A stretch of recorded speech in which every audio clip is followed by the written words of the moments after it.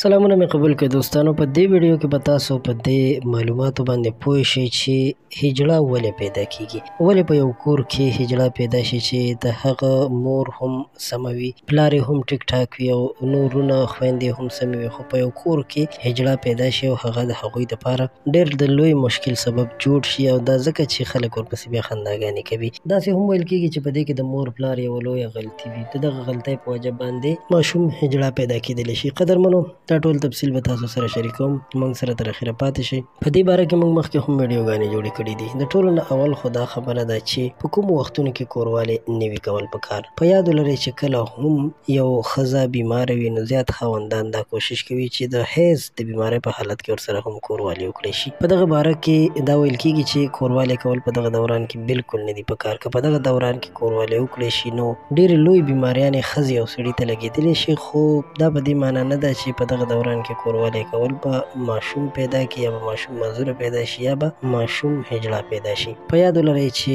د ښځې او د سړي په وجود کې ایکس واي کروموسومز وي. د دغه کروموسومز برابر نه راتلل هم د ماشوم د معذورۍ سبب کېدلی شي. که موږ تاسو وګورو نو اکثره کورونو کې ماشوم معذوره پیدا کېږي. معذوره داسې وي چې یا د زړه بیماري وي ورته، یا یې خپلاس شل وي، یا داسې بله بیماري. همدغسې کومه چې دا هجړهتوب دی دا هم یو قسم معذوري، یو قسم بیماري ده، او دا دغه بیماري ده چې د هلک یعنی چې پیدا شي د هغه شرمګار نه وي، یا هغه مکمل طور باندې نه وي راوتی، یا بل داسې مشکل وي په دغه ځای کې، نو هغه ته بیا خنثی وایي یا ورته هجړه ویل کېږي. نو دا دغه سره هېڅ تعلق نه ساتي چې مور پلار په غلطه طریقه کوروالی وکړي، یا د بیمارۍ د حیض په حالت کې کوروالی وکړي، یا بل داسې یو کار وکړي چې د هغې غلطۍ د وجې دې د یو چا اولاد هجړه پیدا شي. دا بالکل صحیح خبره نه ده، دا خبره غلطه ده. بلکې هر ماشوم معذوره پیدا کېدل یا هر څه چې وي دا هر څه د الله پاک د طرفه وي. موږ د دې وضاحت ځکه تاسو سره شریکوو چې زیات خلک